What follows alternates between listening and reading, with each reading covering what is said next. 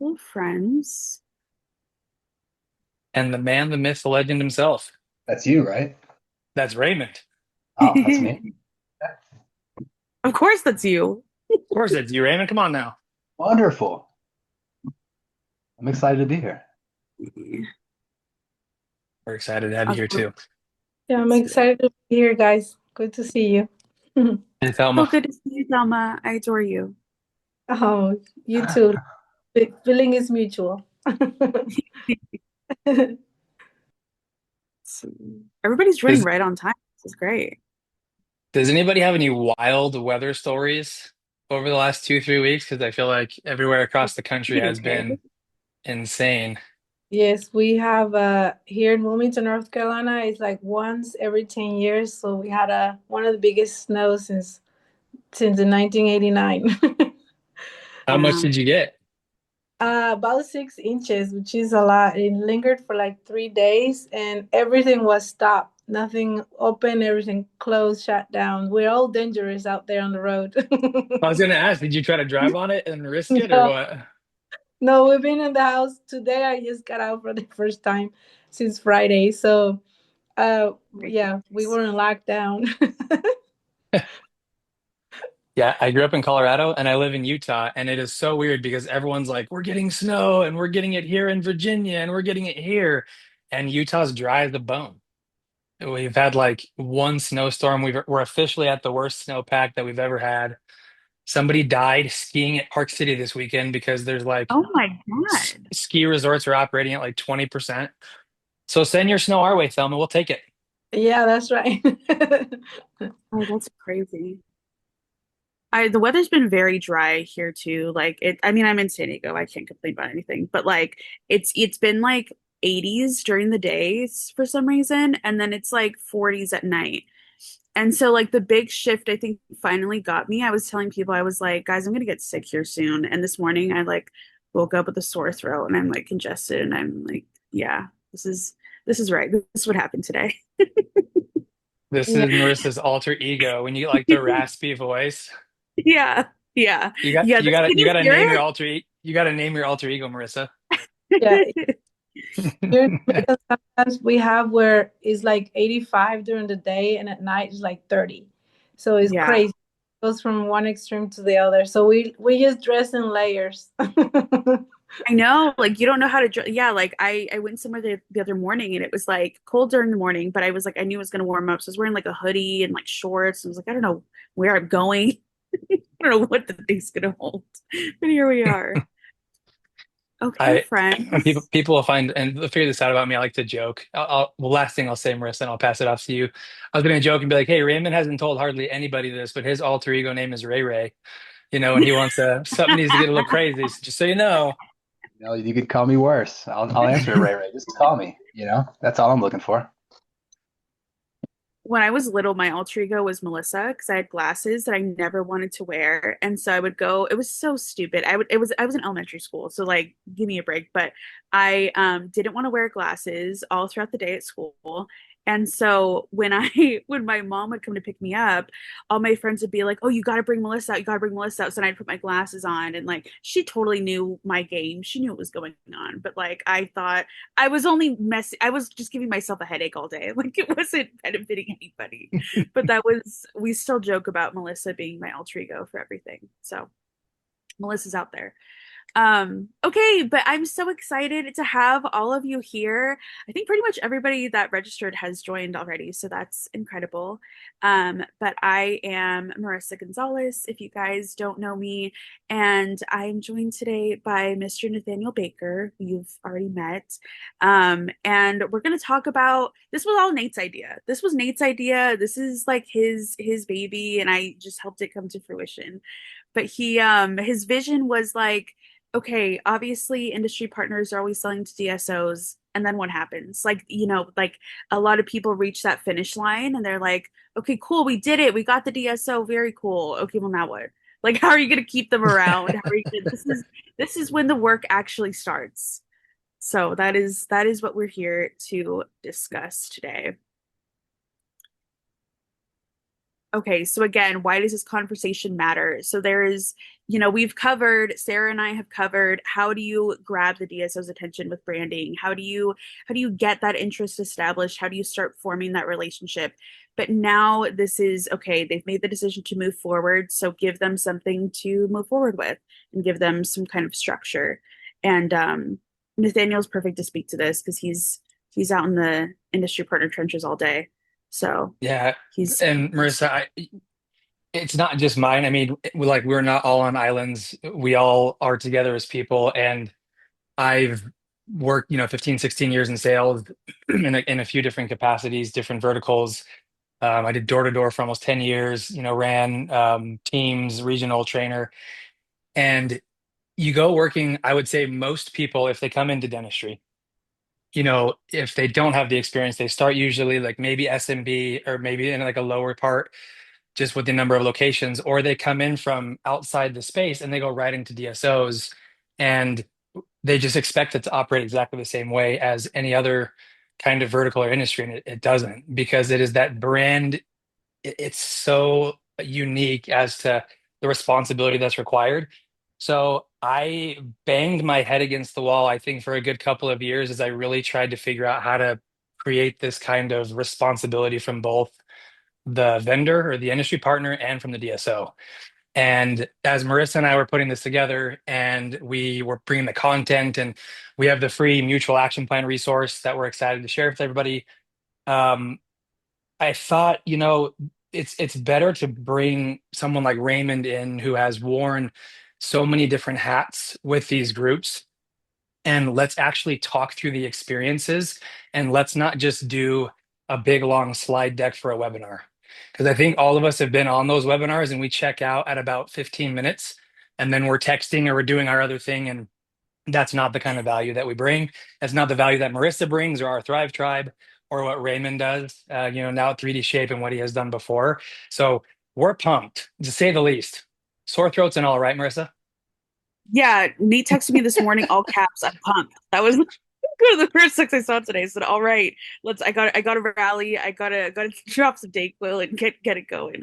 But we're here. So yeah, I mean, everything Nate said is entirely true. We're here to give you action. We're about action. And yeah, we do have the free resource that I'll email blast to you guys all after this and the recording too. But again, it's going to go through these things that DSOs really want to know. What is the pilot going to actually look like? Who owns what? All of these logistical types of things, right? And so, to the point of our whole presentation today, promises versus predictability. Um, we want to see predictability. We want to see the roadmap. We want to see the structure. And that's really what's going to create that lasting partnership. So, predictability is going to sound like clear steps and all those milestones, defining again who owns what, timelines, and shared success. What does success look like for each side of the partnership, right? So, again, promises we can do this, we can do that. Nobody cares. How are you going to do it? How is it going to actually happen? How are we going to make it work? Um, yeah, I think it's just, yeah, we're not buying hope. We're buying confidence. We're buying predictability. We're buying all of the structure. And if you lead with that of ROI, pie in the sky, we've done 120x for this group, it will bite you in the ass later. Yep. I promise. And we'll chat with Raymond about his experience in previous companies. But I know we're talking here. We have this statistic: 65% of strategic partnerships fail because of unrealistic expectations. If it's objectives, poor communication. Salesforce also came out with their own report pushing that number to about 75 to 80% along the Oh, same vein of not defining and setting clear expectations. And if you look at the industry right now, or you take someone like Matt McGaw that really gets in and is interviewing and working with a lot of these DSOs and these startup companies. If you go follow his DSO Compass newsletter, jump on LinkedIn, what most people are talking about is, okay, great, you sold me, or hey, you painted the picture, but it's breaking down even as we try to get to a pilot and even have a successful pilot, let alone driving something afterwards. I had 5 to 6 different conversations this last weekend at the CareStack event in Texas where people came to me and said, how do I manage this change management process?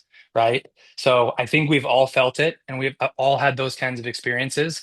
And we'll give you the actionable strategy to help make sure that we call this out, and it actually will build more trust with the DSO when you call out the potential red flags, you call out the potential pitfalls instead of trying to just gloss over everything and put yourself together as if you are perfect without fail. It's just not true. Yep. I think change management is like a huge thing because if you're telling a DSO they're going to implement something new across, hundreds of locations, whatever it is, like they don't want to do that. They don't want to do that unless they know exactly how it's going to work, what all is going to happen. So that's a huge thing to keep in mind when you are working with DSOs and selling to DSOs. My Okay, so joke is it's suck yeah. management. It's not change management. It's suck management. I don't care how you want to dress it up. Like it sucks. Getting someone to do It's something they did ridiculous. before, they're used to, it's status quo. And then you're going to come in and say, "Hey, Lauren, I know you've been operating this way the entire time, but now I want you to do this differently." And they just, the walls go up, insecurity, fear. So I don't know where I heard that before, or maybe I'm just dreaming and I said it, but I just say it's all suck management now. It came to you. It came to you in a dream. Yep. Ray brought it to Okay. me. Okay, so this is our mutual action plan. So this is going to be the free resource you guys get. But the whole point of the mutual action plan is the shared roadmap that's going to answer all of these questions. How will the partnership work? How are we going to measure progress? All of these things that we're saying, putting things into action, that is what the mutual action plan lays out. So the free resource is like a template for you guys to follow. And of course, it's going to be different depending on what facet of an industry partner you are, what kind of a DSO or the organization you're working with. Like all of those things are going to be dependent on you. We're going to just be talking from the framework that we use to create it. And then we will talk to Ray in a minute to get some boots on the ground perspective. But yeah, ownership and accountability, timeline and milestones. How are we going to communicate these things? It's going to show what's going to happen, what's happening next. And really, again, just set those expectations because when you don't have expectations in place, you're shooting in the dark. There's nothing that you can really glean from it. There's nothing they're going to get from it. It needs to be very, very clear and, all of those things. I'll say So, one thing here, Marissa, yeah. really quick. There's a book called How to Deal with Complicated People. It was given to me by Dr. Corey Hastings. And the whole premise is like, we all want to point the finger at somebody else to be like, they're complicated or it's on them. But the reality is assumptions kill. Just because you talked about it internally with your team and however you're managing that on Slack, on Outlook, on Teams, does not mean that you've aligned with your project manager, with your DSO executive. So always err on the side of this is going to seem really simplistic as to like naming out who is the project owner. What is the deliverable date on that? Like when have they committed to get something done? Because the reality is we all go through this every day. Even internally with our teams, you have a coworker, you have a director, someone comes to you with a deliverable, you have a conversation, and then if you don't communicate together, then stuff gets just lost in translation or it just goes into a black hole of busy. And so if that happens internally just with you and your team or your company, imagine what that's like trying to do that with another company and their team and your team. So that's exactly why we put this together. And I think that's a really good point too. Like you will feel probably like you're over communicating or like, yeah, this is such a simple thing, but why would you not want that kind of clarity for like a super huge deal like this? Why would you not want to protect your team, protect the DSO, like just protect the partnership in general? Like take those extra steps because DSOs do require more structure and that's just part of the game. And I think Nate, to your point about people coming in that are new to the space that kind of want to just like jump in how they have everywhere else, I think that's a really good thing to keep in mind too, because it is different and there's a whole different landscape that you're having to navigate and manage and all these things. And again, why are they more complex? There's probably multiple stakeholders involved. DSOs are giant ass organizations. Like there's a lot going on. So you got to learn how to manage it all, and it's a lot. Decision makers and users are often different. You might be some different people. I mean, even at our Thrive Tribe, we run into that. Like the people that we're working with day to day are not the decision makers. There's multiple angles that you have to, work at to convince people and to drive your benefits forward. And again, pilots can impact and do impact multiple locations, multiple teams. Timelines are rarely linear. Like all of these things work on different, like their own little universes. Like there's so many different things that happens. And again, without that structure, even if it seems super simple, you're going to get confusion and it's just going to snowball and it's just going to be harder to recover from that. And Marissa, one thing I'll say here is I'm just going through and looking at the attendees. I see Janet Hagerman, that does fractional hygiene with these DSOs. Raymond's in 3D shape, Lauren's in doing staffing. There's just, Nyasha does, support and things remotely in terms of like RCM and those different aspects. Like, and if everyone like chatted in like what they do or who they actually end up working with, even in this chat, you're gonna see it's gonna be two, three, five, six, like seven different offerings. Now imagine you're in the DSO and you have 7, 10, 15 different companies trying to get your time and attention. Who is going to stand out? It's the ones that are clear. It's the ones that over communicate. It's the ones that drive outcomes and results and not just talks about it. So I always try to put myself in their perspective to be like, man, if I were in their shoes, what could I do or what would I want? And Raymond's got some great stories as to when it's worked really well, when it's potentially fallen short, and there's always lessons and learning to be had. It's really not failure. It's just we're always learning. It's just we only fail if we choose to let it fail. And that's why we're excited to have him on as our special guest. I was literally just going to say that Raymond just told me a really great story the other day about this. Raymond, I kind of want you to start there. It was the story about when you like drove out to that guy's office. Oh, okay. You Yeah. were like, I'll So, come here. previous role, working with a DSO, and I was not, the company I work for was not their primary partner, right? So we've all played that position. If you haven't, then you haven't yet. You got to be willing to accept that. So you meet them where they are, you walk with them wherever they're headed. In this situation, I got an emergency request for a 2D panoramic X-ray, and it was from a procurement person who was relatively new to the role, absolutely new to the industry. But his primary purpose was he had a partner practice who was down, and his deliverable was getting that doctor back up and running within the confines of their procurement policy, right? So he didn't know a ton about the product. He didn't really know what a panoramic X-ray was. So we just started asking questions. And if you ever worked with me, I ask a lot of questions. I'm basically a toddler with a beard who dresses like a cop on vacation. So Undercover officer as well. Like for for when sure. any of the three-letter agencies, let's don't Yes. forget about that. He Let's really not does. gloss over that important fact. Highlight fact. Anyway, so started asking questions. Well, what do they have now? He wasn't really sure. He had to find out. So found out what he had in the office that was broken, priced out a comparable modern day solution.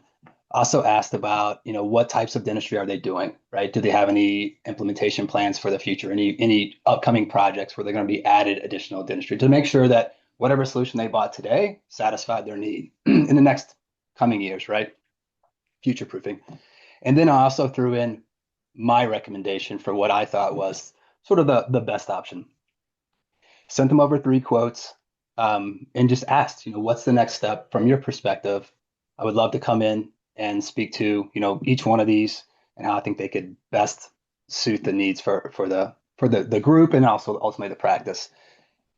It was really quickly, informed that it wasn't his decision. It was going to go to C-suite, and wasn't really sure. So I gave him, sort of my talk track, the high points, what I thought were important for each one, with the offer to come in and speak to, basically the options that we proposed. And honestly, they accepted that offer. So drove a couple hours the next day, went in, met with the CEO of the group, and he had the 3 quotes laying out that I'd built, and one of them sort of like pulled out. So I'm opposite side of the desk, reading upside down, another little trick of mine. And the one he had pulled out was the least expensive. I noticed that right off the top. So I asked why he had it singled out, and he said, well, we typically get, we get a few quoted, and we go with the least expensive option. And I said, well, that's an interesting, procurement process. Does that introduce any sort of downstream implications? Like what does that look like for your IT team supporting post purchase, post sale? Do you have any sort of ongoing issues with support? Or, let's talk about that. So that took us into this road of, the reason they made this decision is they sort of felt like there was some planned obsolescence in these devices, and they had all these post sale issues, and they got minimal support, and their IT team was having to become subject matter experts on products and solutions that they really weren't trained on. And it wasn't great, right? It certainly wasn't going to scale, at least not at the pace that this group was scaling.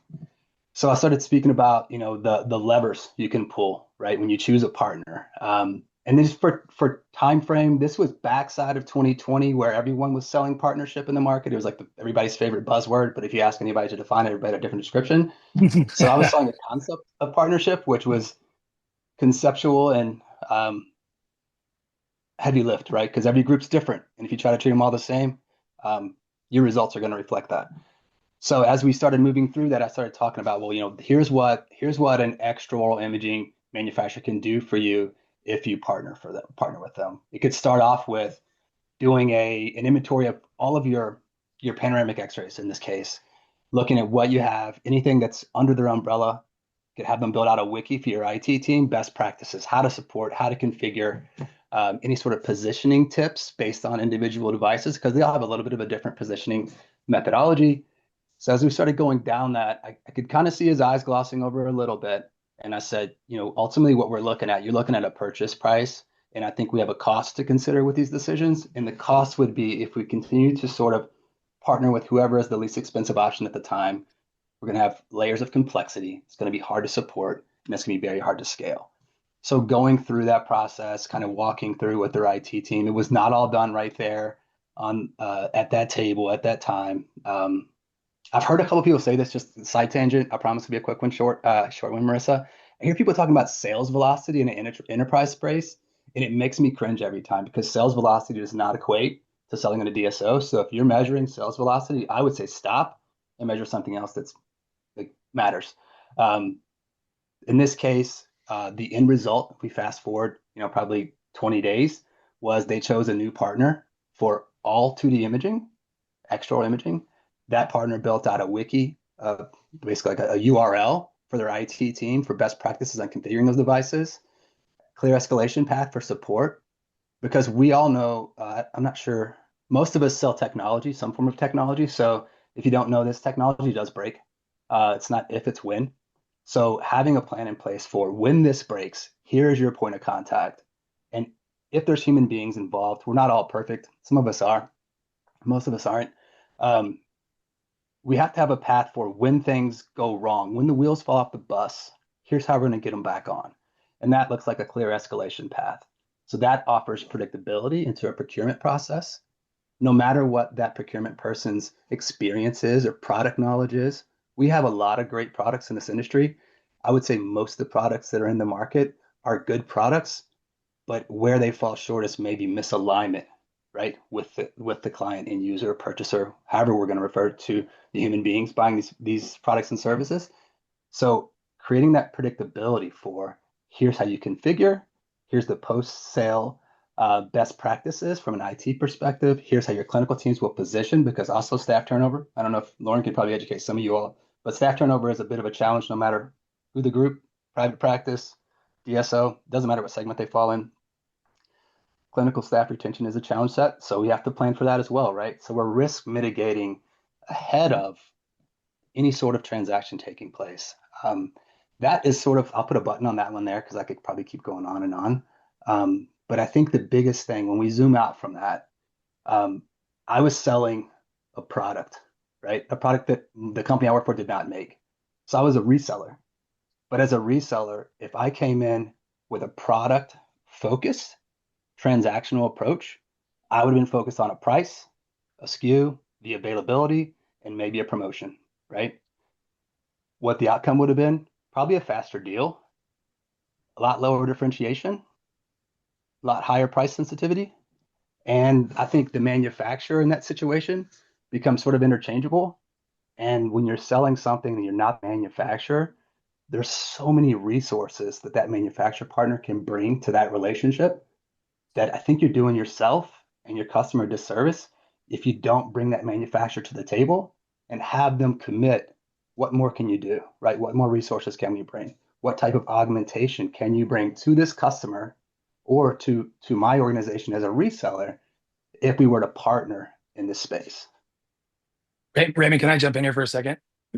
So just a couple of things I really, really appreciate you sharing the story. Let me ask, so when you sat across from the doctor, you leveraged the upside down reading skills and you saw the smallest offer. By the time it was done, was that the offer that they selected, or did they go with a higher, It more was actually costly? they actually picked it was the most expensive option for that scenario. But what that ended up doing was getting them more leverage um, to negotiate a purchase price because now we're not talking about a single. Keep in mind, this was 2020, right? So all of us in the industry moved from sort of looking at number of clinics for a DSO to like, but what's the forecast, right? Because we were Sure. all heavily scrutinized on revenue. I'm not saying we're not scrutinized on revenue today, but the industry trend was sort of moving towards more towards forecast during that time. So by choosing a partner, that increased the forecast size for this group, which got them a better purchase price. So in the end, it's probably not always going to work out this way. They paid about midpoint from those three for what I would argue is probably best in class solution at that time. But if you think about it, right, I mean, there's the option where you can try and drive everything to the basement and bottom on price because you're trying to displace a competitor, even trying to win a pilot, right? Like there is that option. And I think all of us, when you're trying to position the impact that you can make for an organization, people really like to run to return on investment. But I think something you did really well there, and part of what we'll talk about a little bit later is there's the cost of inaction. If nothing changed and you left and kept your current solution with all the IT headaches and your 2D imaging is down, as a clinician, I work at Overjet, and so everything's based off of imaging sync and working with the PMS. And if that doesn't exist, if that's down, you can't practice dentistry. I mean, you're not taking images. I mean, you're flying blind, right? And oftentimes, if you help uncover that, that's what the pilot is for. Like, really, at the end of the day, when you're aligning yourself, your departments, it's meant to uncover when those wheels fall off the bus. So you build the rapport and the partnership with the DSO to know I'm not just talking about it, I'm going to have the proof in the pudding. And that's what they really want to know at the end of the day. Like we said, most of the tech, most of the products out there are good. Where it usually falls short is that alignment and expectation. And then because it never happens, that's the decision that gets made to say, hey, how many people have heard this just isn't a quarterly objective for us right now? It's not on the top of the priority list. Let's kick the can down to X time. It's because of that. So it was a really good call out. Appreciate that, Ray. Yeah, I think one other thing on that topic, especially when you're talking about something, not a one-off single office need, but if you're talking about something that's going to broadcast enterprise wide, is what other initiatives do you have going on right now that could potentially introduce scope creep on this project? Because I think something else we all have to remember is, it doesn't matter the size of the organization. Most of us on the industry side have an operations team that's, supporting the sales team. We make promises, they make it happen kind of situation. So I love ops people. What I could say on the ops side within most DSOs is they wear about 15 hats, right? And they rarely get to touch the wheel in the car. They're just along for the ride. So if they are a stakeholder and a linchpin in a pilot, in the success of a pilot, but we do not have visibility of what else is going on their radar, not asking them to share their calendar with us, but we can't properly augment where we need to, and we don't even know what questions to ask if we don't know what else they're driving. So I think that's a really important thing for all of us to keep in mind. That's really good. I really, yeah, like Nate, what you called out about the cost thing, like the cost is not just the purchase price. Like the cost is so many other variables that, yeah, you wouldn't even know until you get in there. So it's, yeah, this is why Raymond's here. Raymond, I'm sorry, Ray. That's why Ray's here. Okay, so being pilot ready. So Raymond, for you, what I'm going to do is each of these, again, we're going through like the framework for how we made the mutual action plan. So in each of these categories, I have some questions that I'm going to ask Mr. Ray Ray, and we're going to get some insight. So readiness before momentum. Again, just doing all of those administrative housekeeping type things. Those things need to be in place in order for us to be super clear, for us to know everything that's going on. Speed isn't going to fix that. You need to be clear. Clarity is king. So, um, can you name a time, Raymond, when a partnership was happening and early on you realized that it wasn't where it needed to be? It wasn't ready. They weren't ready, or your team wasn't ready. Like where did that happen? Yeah, going back to a previous role again, I feel like there's a pattern here, but this it was in a distribution capacity, right? So it's not, I wasn't selling a single solution. I wasn't selling enterprise solution. I was selling, carte blanche, parts, service, consumables business, capital equipment, de novo projects, like the easiest sell in the industry. Um, Sarcasm. So with that, it's about a 18-month, sales cycle, multiple meetings, multiple iterations of an offer, 90-day rollout plan, 180-day rollout plan. We rebuilt it 2 or 3 times. We built service request tools custom for this customer, and really checked all the boxes. The little thing I just added before, though, on the back end of what Nate shared, is I was focused on things that were going to slow down implementation, right? Adoption. I failed to ask about what else was going on, right? So in my haste, um, to keep the ball moving forward, right? Next steps, next steps, next steps. Who are the stakeholders? Who owns this? What's the next call set? Let's regroup in 2 weeks. We'll report back with what we find, or thanks for the feedback. Just kind of keeping the ball moving. Failed to ask what else was going on. This group was also pushing out a cloud-based CRM at the same time, and it wasn't going well. So we got to like final on a sort of like an RFP, and we were sort of swinging. I would call it like swinging for the fences, in that like we felt like we were absolutely like we're gonna crush this, right? Which we all wake up optimistic in sales, but what we got was a phone call 2 hours before we were supposed to meet from this group, from the CEO of the group. I could hear the tone in his voice, and he was basically apologizing that he had to push pause on our conversation for a year. And when he said that, I still remember that call. I had to go for a walk. It was a long walk, by the way. Um, but the reason that he couldn't do it is because he said he didn't have the relationship capital to drive why he was making this change at the same time as changing his practice management software to a cloud-based solution. And if I would have asked that question earlier on in the conversation, we probably could have restructured the launch. We could have restructured the rollout plan. We could have taken that into consideration. We would have probably been far less ambitious with how quickly we were going to roll it out. So in the end, that customer ended up coming over about 2 years later, but there was just a lot of time in the middle where we probably could have bridged that gap and helped them out a lot sooner if I would have slowed down a little bit, focused on making it a little bit more smooth and not on the speed for the initial. Like you said, kind of throwing sales velocity out the window. And I mean, if someone's new to the DSO space, or even if they're been around for a long time, we all understand that most of the DSOs, their executive team, reports to some kind of ownership body, whether it's going to be a group of doctors, if it's doctor held and doctor owned, or for a lot of these ones that like where probably most of your time or most of like your big dollars go are private equity backed.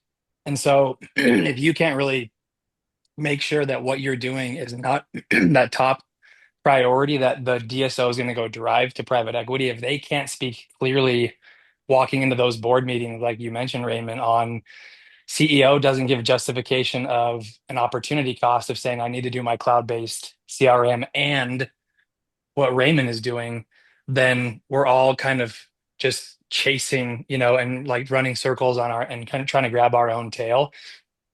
And I've personally gone through the same thing where I worked a deal for 6 months. I had all the right stakeholders in play, had known on the fringe that there was this other initiative that could have become the priority. And then when it happened, I got the call from the procurement specialist and then an email from the CEO saying, hey, like we love what you're doing and we love how you've brought this in, but we've got to kick the can to 6 months to 9 months down the road. And I didn't go for a walk. I went to the gym, but it was a long gym session because I was just, you just, you got to let that emotion out. So I would always say, always try to remember that whoever is involved, creating a champion, creating a stakeholder group, how do they work with private equity? If you cannot clearly ask that question of like, what's in it for me in that role? What's in it for me for the CEO? What's in it for the private equity and how do they win? What's in it for that operations leader who's maybe sitting passenger but not driving the car? Then you're already setting yourself up to fail because you can't prepare because you don't know where to focus. Yeah, I think I refer to it as like proactive objection handling, which probably sounds like manipulation, so I shouldn't call it that. But um, in my robot brain, cop on vacation brain, that makes sense to me, right? So thinking about if you're having a meeting with someone within an organization, there's a reason they're at the table. So understanding how is this decision going to impact you specifically in your role, day to day, 6 months out, like without turning it into, a weekend trip for every meeting you have. I think it's important that you get, at least one significant piece of how this decision is going to impact them, whether they make the decision or decide not to make the decision, because it just helps you ensure that what you're bringing is a holistic offer in nature, right? And the product or service you're selling is going to drive this, but you know, example would even be like down to accounting, right? So accounting is involved from a cash flow perspective in every decision that's at least everything that's purchased. So how is this decision going to impact your accounting team? And is that team, properly resourced for this? And if not, this is going to be a heavy if, but if your organization has the ability to create any sort of streamlined process, whether it be Bill.com integrations or things like that, right? All these little things that sound like noise to some people in the industry, those actually create a lot of adhesion in B2B relationships, and they keep the ball moving forward. And it also turns the calorie burn that our customers have to you sort of contribute to these decisions on the back end. It turns them into efficiency, which you're making fans every time you can make someone's job a little easier in the groups that we're partnering with. So to the degree that we can, I think that's something that should be on all of our shoulders to do. And Marissa's got a great question. She's going to ask about, pilots needing to be intentional. But if you think about it, I'm sure everyone has probably had a version of this question that they asked themselves if there was a closed loss deal, or man, if I took that time and I put it with another group that was really intentional, that I created that alignment on, what could I have done? So that's why we want to discuss this and give you guys the resource because we don't want you feeling like you are just spinning your wheels or engaging with the DSO and what you could say is like wasting your time. But in enterprise and in the DSO space, the sales cycle is not if you do your at bat and you're not ready or it doesn't go, like you've got to go through a whole cycle of, 6 months, 12 months, a year, and a half, 2 years to where until they can even come back around to the table. So don't burn all your time with a group that really is not aligned, that you're not being intentional with. I'm going to say probably a bold thing is it's better to then push pause and like Raymond said, it's really calling out the obstacles that come with partnership and come with suck management. Um, and they'll actually appreciate you more by doing that and not just addressing that because then you can go try and hunt and find the other DSOs who actually are ready, but you still have to put the work in for. I think I've gotten more business. I'm sorry, Marissa, for stepping on you there. But I think I've probably in my career gotten more business from people in the long run by referring them to a product that better suits their needs that I do not sell over trying to push something that I know isn't the right fit into the wrong scenario. Number one, nothing establishes trust more with someone than as being perceived as a salesperson who says, actually, the solution I have is not the right solution for you, but this solution over here, they can satisfy every one of these needs. I don't work for them. I'd be happy to connect you with them. And I've had those people come back to me every time, whether they change roles. We all know that no one leaves this industry, right? It's a high school. You know that. So doing the right thing should be so much easier. We should all be doing the right thing every day anyway, but um, doing the right thing pays dividends, right? I sleep really good at night, if nothing else. Um, but I think that's an important thing to remember as well. So golden nugget number one, your actionable takeaway, if you didn't write it down, is do it for the right reason and actually suggest what is going to make a difference for your prospect or your customer, even if it's not you, because that takes true integrity. That passes the buck of what everyone believes a sales rep does. The sleeked back, greasy used car salesman. I'm just going to say whatever I have to earn the deal. So if you didn't write that down, that's actionable takeaway number one is do the right thing, refer them and make sure that it's the right thing for them and not for you, and it will come back and pay dividends. It's what's in their best interest. Like I know that we definitely do a lot of that too. Like if people come to us all the time and they're like, "Hey, I don't know if you're the right fit for us, but like whatever." And like if they're not, yeah, just tell them because ultimately it's going to be a disservice to them and to you because you don't provide what they're going to be looking for and expecting to. So setting them up not only is a good thing to do, but like it's the right thing to do. It's you want to know what's in their best interest and they will then probably refer you down the line to somebody who can do your solution now that they have a better understanding of what it is that you provide. Um, I was going to ask before we even move on to the next section, like there's so much mental toughness that you need and just like resilience. So Ray, you went for a walk, Nathaniel, you went to the gym. How do you like, what are you thinking mentally though during those times? Like, how do you bounce back from, okay, this has now happened. Like you said, I now have to enter another sales cycle of like 6 months to a year. And how do you come back from that? Sounds like webinar podcast number two that we'll have to put together on Honestly, a whole Yeah. conversation on weatherproofing rejection and failure. But Raymond, I'll let you. I'd love to hear your Well, thoughts. well, it doesn't hurt to share that I was raised by a Vietnam era Marine, um, who treated me like a little Marine my entire life. He was also my T-ball and baseball coach as a child. So I still have that voice on the inside. So I'm not going to tell you everything I said to myself on that walk. Um, but I don't spend a lot of time um, on self-deprecation, but I do like to do, as my father used to call it, on the after T-ball games, AARs, where he would tell me all the ways I messed Reaction up as a report. shortstop Yeah. in this very important T-ball game that we either won or lost. I got AARs whether we won or lost, by the way.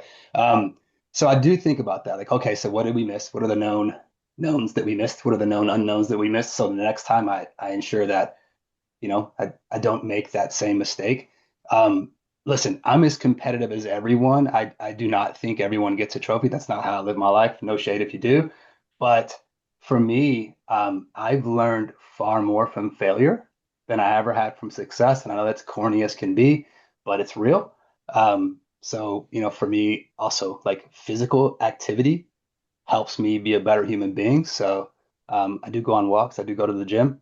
That's as much for me mentally as it is physically. But then I just go really quick to like, what did we miss, right? What did they say? Sometimes I think people try to soften the message. Um, so with that, when I can tell the message is being softened, I look into the words that were used, right? Or the inflections. I get it a little probably deeper than I should, but this matters to me, right? This is obviously it's my job. It's how I feed my family, but also like I'm kind of playing for keeps in this industry. I worked really hard to get to where I am, and I'm really proud of the work I've done, and I'm proud of the reputation I've built. So anytime something goes sort of like an unexpected left, I do try to delve into it a little bit, right? So it doesn't always look like I respond to the customer who says no and ask why, because that could be weird. But if the relationship's capital there and the setting's right, I will ask what we miss. I won't do it just like that, but I don't know. I think every situation is a little bit different, and also we're all made differently. So, Nathaniel, I'll keep talking, but what's your process? Yeah, it's you and I have a very similar background. My dad was Army, my brother was a Green Beret, and so I was a little grunt growing up with my dad, and he would always say, it's not. And my grandfather would say it too. Do your best to do it right the first time, but when you fail, stand back up and try again. And it always helps me understand that failure is part of the journey. And I think in sales, and this is what's really challenging, is it's separating really the thing that you do have control over and what you don't. Because we all are compensated based off of results or production. We talk about forecasting, right? Like it's hanging over our heads the whole time. But the reality at the end of the day, and I remind myself that this is I'm healthy, I'm happy, I'm wise, I'm blessed, I've got wonderful children. Like, pardon my French, but if shit really hit the fan, like I would go out and provide. It's not the end of the world. But we have to recognize like when the shoe or the hammer drops, it's going to feel like that. And so for me, I give myself the space and say, look, I'm just going to try and do something as a healthy outlet when I go work out. And yeah, I'm pissed or I'm mad, and it's okay for me to feel that way. And I'm just going to process that through first, and then I'm going to let the dust settle and say to myself, okay, what did I actually have control over? How can I learn from this? And then are you ready to make the next step, and are you ready to move forward? And that's always served me because failure is inherent to life. Whenever you're learning a new skill, anything, it's no one is perfect. No one's just, knocking out of the park. We all miss. I know you brought up my dad was my baseball coach too. And I have a signed baseball that I put up on my shelf. But I mean, look at sports or you look at batting, batting averages, it's, threes, like they're missing way more than they're hitting. So I know it's a sports analogy there, but reminding yourself that and then get through that cycle quick and then move on and move on and go find somebody else. Reps too. Like I think, depending on where you are, or what you're like, we're talking about DSOs here, so I think most of us have, some sales experience before selling in the enterprise space. Not all of us, but I think it's important to get back out there too, like as quickly as possible. Apply what you learned. Acknowledge that not all groups are the same, right? So if you're doing the same thing every time, revisit that, right? The process should be similar. The questions are going to vary depending upon the customer, depending upon maybe the situation, the competition, the product, the service. Understanding the industry, right? Understanding beyond the walls of your organization is super important. When I was in distribution, I knew there was a certain weakness that one of my biggest competitors had with how they had billing set up for customers. Customers were going on credit hold once they had $500,000 in consumable spend. And depending on the size of the customer, that could be day 12 of the month. If you're talking to a new procurement person who has 150 locations that they're the point of contact for, and 150 locations are calling them on the 13th day of every month because they can't place a supply order, there's opportunity for me on a distribution side to have a conversation around something that is a little outside of what they're expecting me to ask about. So some of that's just like little niche things you learn, but you learn that through asking the right questions and discovery, right? And then building patterns. If you're a part of a team, I think your team should be connecting, some sort of cadence that makes sense to talk about. What are you seeing in the market? It's great to talk about what you won, but what'd you lose? Why'd you lose? Because if you can share that across your organization, if you're a team of people supporting the entire US, then you can learn from each other's mistakes. It just makes that learning process and knowledge transfer so much faster. Yeah, it's going to be nuanced, right? But at the end of the day, don't sacrifice on the basics. The things that really like drive success long term, don't overthink, try and going reinvent the wheel or do something new. Just grease it and then keep going. Yeah. Yep. I really would love to do a separate webinar on just like the mental side of it. Fun fact with the sports analogies, when I was in high school, I really wanted to be a sports psychologist because I love sports. I grew up playing sports, but like the mental part of it is so interesting to me. So we might be doing that next, honestly. So I think it's a great idea. But so on the note of pilots needing to be intentional, defining success, all of this stuff, is there something, so like you were saying, if you have the relationship capital with somebody and it didn't go well and and you asked what did we miss, is there anything that they brought up to you that surprised you that you missed? I had one, you may notice a trend here, but I had one customer actually pitched 4 times. And in the initial pitch, we got really comprehensive with some more like service related offerings. Again, previous role. It didn't seem like they didn't respond to it at all. so I didn't build that into the followings. And on the third pitch, um, it went really well. At least I thought it went really well. And we got to the end, and I remember their CFO. I expected her to weigh in around things that CFOs would weigh in about, and she seemed really off-put that we had pulled all the service-related offerings from the initial pitch. Like I completely missed the fact that she asked a couple of questions in the initial pitch, but I completely missed that the CFO was asking me about service-related value adds. Um, and just didn't bring that back into the next. So again, like paying attention during those meetings, no one should have to be told to do that, but there's a lot to pay attention to, right? So making sure that you have a good process for however you're taking your notes from that. If it's an in-person pitch and it's a formal setting, it can be hard, right, to document everything. But if you're there with a group of people, comparing those notes. I mean, these are all just basics, but sometimes I think we tend to get a little higher than the basics. As Nathaniel just said, we skip the fundamentals, and I think the fundamentals get us across the line more times than they don't. So yeah, that's the biggest piece for me thinking back. Like that's a theme that I'm seeing in all of this is whatever you think is the most simple or is the most like a given, it's not. And you need to like make sure those things are thought out. And Mhm. even just listening is like there's so like you said, there's so much to listen to and there's so much you have to filter through, I'm sure, on those types of conversations. So it's a lot to keep in mind. Yeah. And there's a ton of tools out there, right? Like every organization's different. Like the spend they have for you as a rep, like what you could do. At CareTech, I was talking to Bonnie Thompson with her emerging DSO and sat down for a few minutes. Like for me, I hate follow-up emails. Trying to like take all the meetings that I'm in and crafting the follow-up email and having the collateral, I hate it. And then what do we end up ultimately doing for the things that we hate? We don't do it. So there's a ton of tools out there that will support you in whatever that is. And I'm not just putting a plug for AI, but look to see if there's things that could just like take the things that you would consider weak off of your plate, so you really can go back in and focus on what you do well. Conversations, whatever your zone of genius is, because then you open your mind to be creative and focus on those little things, of hey, the CFO asked these questions in the initial discovery.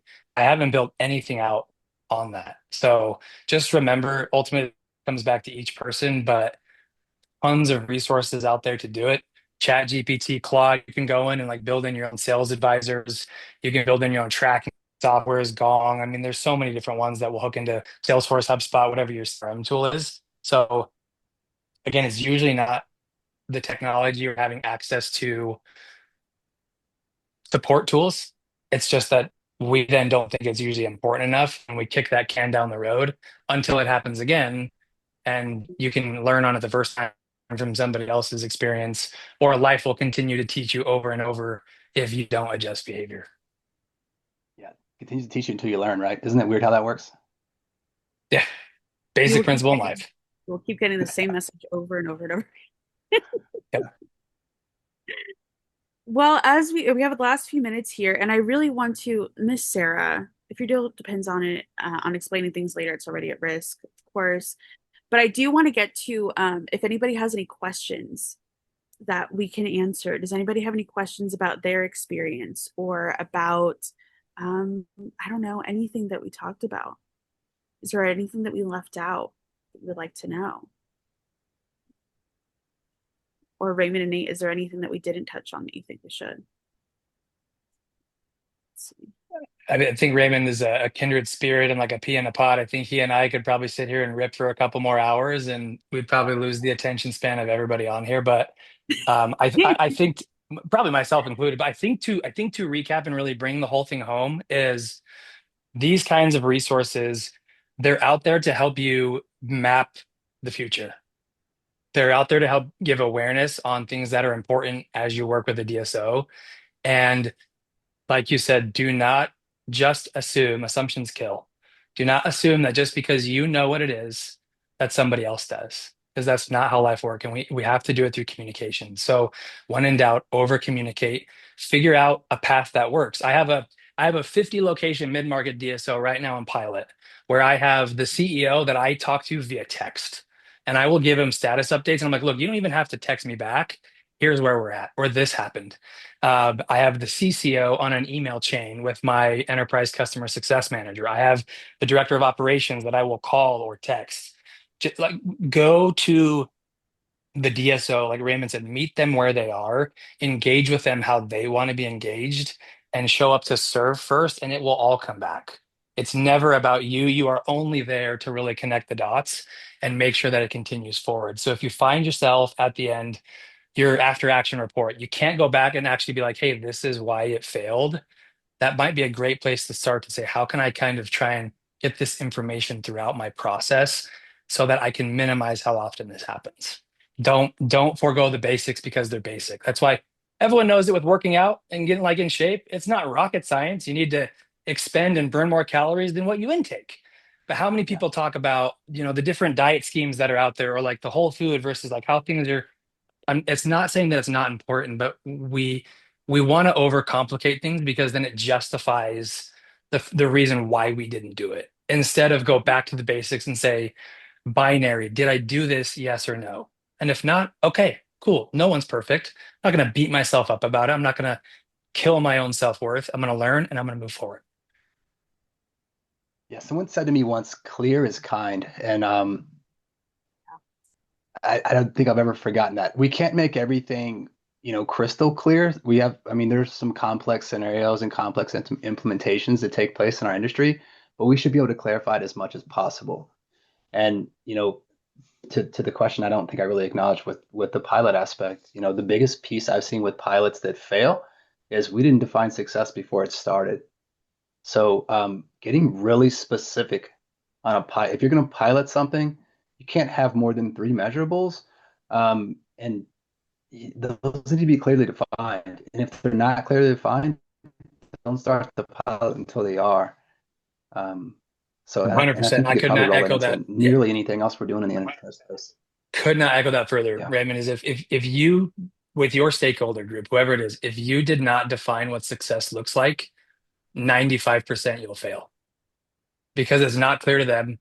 And imagine that actually, this same group that I'm talking about, when I was having Yeah. this discovery call, the CEO couldn't give me an answer.